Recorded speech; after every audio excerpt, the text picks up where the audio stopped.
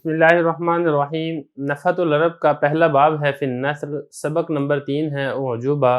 اس سبق کے چوتھے پارٹ میں خوش آمدید۔ آج کے اس سبق کے اندر بھی ایک حکایت ہے جس کے اندر کچھ غلطیاں ہیں۔ وہ حکایت کون سی ہے، غلطیاں کیا ہیں، وہ ہم انشاءاللہ اب پڑھیں گے۔ اب عبارت دیکھ لیں، پھر اس کا ترجمہ اور تشریح کرتے ہیں۔ وَقُلْتُ يَوْمًا تَرِدُ الْجُمْلَةُ الْإِسْمِيَّةُ الْحَالِيَّةُ بِغَيْرِ وَاوٍ فِي فَصِيحِ الْكَلَامِ خلافاً للزمخشري كقوله تعالى ويوم القيامة ترى الذين كذبوا على الله وجوههم مسودة فقال بعض من حذر هذه الواو في أولها وقلت يوما الفقهاء يلحنون في قولهم الباجع بغير همزة فقال قائل قد قال الله تعالى فباجعهن۔ عبارت پڑھ دی، اس کا ترجمہ دیکھ لیں، پھر انشاءاللہ اس کی تشریح کرتے ہیں۔ اور میں نے ایک دن کہا، جملہ اسمیہ حالیہ بغیر واو کے فصیح کلام کے اندر آتا ہے، جبکہ اس بارے میں علامہ زمخشری رحمہ اللہ تعالیٰ کا اختلاف ہے۔ جیسے کہ اللہ تعالیٰ کا فرمان ہے وَيَوْمَ الْقِيَامَةِ تَرَى الَّذِينَ كَذَبُوا عَلَى اللَّهِ وُجُوهُهُمْ مُسْوَدَّةٌ۔ تو بعض حاضرین میں سے ایک بندے نے کہا یہ واو شروع کے اندر موجود ہے، اور میں نے ایک دن کہا فقہا غلطی کرتے ہیں اپنے اس قول میں باجع بغیر حمزہ کے، تو کہنے والے نے کہا اللہ تعالیٰ نے فرمایا ہے فباجعہن۔ یہ عبارت ہوگی ہے، ترجمہ ہو گیا۔ اب چلتے ہیں اس کی لغوی صرفی تحقیق کی طرف اور پھر اس کی تشریح کی طرف۔ قلتو قال یقولو سے واحد متکلم فعل ماضی معلوم کا صیغہ ہے، میں نے کہا وردہ یریدو، یہ پہلے گزر چکا ہے، اسی سے تاریدو ہے، اور جملۃ الاسمیۃ الحالیہ یہ اسی تاریدو کا فاعل واقع ہو رہا ہے۔ وارد ہونا، آنا۔ فی فصیح الکلام خلافاً للزمخشری کا قولی تعالی ویوم القیامۃ تری الذین کذبوا علی اللہ وجوہہم مسودہ۔ وجوہہم دیکھ لیں، وجوہہم یہ جمع ہے، وجوہ وجہن کی جمع ہے، اور ہم یہ ضمیر ہے، اور مسودہ یہ اسم مفعول کا صیغہ ہے، اسودہ یسودو اسودادن، باب اس کا آتا ہے افعلال۔ آگے کوئی اتنا خاص لفظ نہیں ہے کہ یہ دیکھیں یلحن ہونا، لحن یلحن لحنا، کلام کے اندر غلطی کرنا۔ باقی انشاءاللہ جب ہم تشریح کریں گے پھر ہم اس کی وضاحت کر دیں گے۔ اب چلتے ہیں اس کی تشریح کی طرف۔ تشریح میں حضرت فرما رہے ہیں کہ میں نے ایک دن کہا کہ جملہ اسمیہ جب حال واقع ہو رہا ہو تو بغیر واو کے آتا ہے فصیح کلام کے اندر۔ البتہ علامہ زمخشری رحمہ اللہ تعالیٰ کا اس مسئلے میں اختلاف ہے، یعنی جملہ اسمیہ ہو اور وہ ترکیب کے اندر اگر حال واقع ہو رہا ہو تو اس جملہ اسمیہ سے پہلے واو نہیں آتی۔ مثال کے طور پہ قرآن مجید میں آتا ہے وَيَوْمَ الْقِيَامَةِ تَرَى الَّذِينَ كَذَبُوا عَلَى اللَّهِ وُجُوهُهُمْ مُسْوَدَّةٌ۔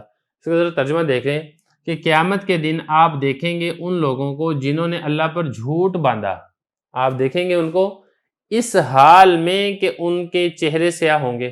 اب یہاں پر سمجھنے کی بات یہ کہ یہ جو جملہ ہے نا وجوہہم مسودہ، وجوہ مضاف، ہم ضمیر مضاف الیہ، مضاف مضاف الیہ سے مل کر مبتدا، مسودہ اس کی خبر، تو یہ جملہ اسمیہ خبریہ ہے۔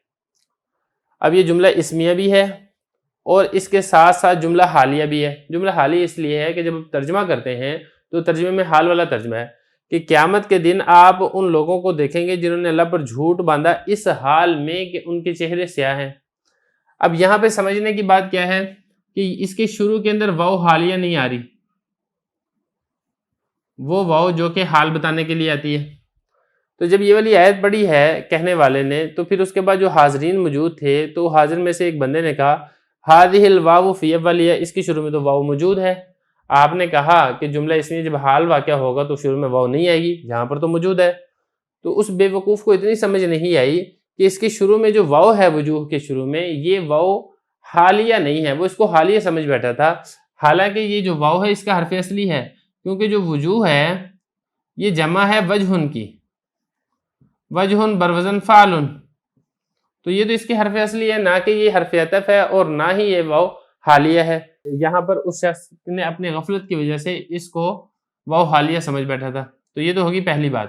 اب اس کے بعد آگے حضرت فرماتے ہیں کہ میں نے ایک دن یہ بھی کہا فقہا غلطی کرتے ہیں اپنے اس قول میں باجع، وہ بائعن کو باجعن پڑھتے ہیں، تو اگرچہ یہ جوازی قانون لگ رہا ہے جس کی وجہ سے اس کو یا سے تبدیل کرنا جائز ہے، لیکن کہنے والا کہتا ہے کہ فقہا نے غلطی کی اپنے اس قول میں کہ بائعن پڑھنا چاہیے تھا، باجعن پڑھ کے غلطی کرتے ہیں۔ تو کہنے والے نے کہا کہ بھئی غلطی کیسے ہے، اللہ تعالیٰ تو خود قرآن مجید میں پڑھتا ہے فباجع، باجع پڑھنا غلطی نہیں ہے، قرآن مجید میں خود آتا ہے باجع۔ اب یہ جو کہنے والے نے کہا نا کہ بایع پڑھنا درست ہے، اور اس نے جو دلیل دی ہے قرآن مجید سے بایع ہونا، یہ دلیل درست نہیں ہے۔ دلیل کیوں درست نہیں ہے؟ دلیل اس لیے درست نہیں ہے کہ جو بایع کا لفظ ہے نا، یہ باع یبیع، باب ضرب یضرب سے اسم فاعل آتا ہے بائع۔ البتہ جو قرآن مجید میں آتا ہے بایع ہونا، یہ جو بایع ہے یہ ضارب یضارب باب مفاعلہ سے واحد مذکر مخاطب امر حاضر معلوم کا صیغہ ہے، بایع ضارب کے وزن کے اوپر۔ تو اس بے وقوف نے غلطی یہ کی کہ یہ تو تھا ثلاثی مزید فی اور یہ تھا ثلاثی مجرد، تو وہ اس کو بھی ثلاثی مزید فی سمجھتے ہوئے، اور اس کو پھر یہ بھی نہیں پتہ چلا کہ بھئی یہ اسم ہے اور یہ فعل ہے، امر ہے، تو دونوں کے اندر زمین آسمان کا فرق ہے۔ تو بایع کے لیے بایع ہنہ سے استدلال کرنا یہ بالکل درست نہیں ہے اور 100% غلط بات ہے۔ تو یہاں تک یہ ہمارا چوتھا حصہ بھی مکمل ہو گیا ہے۔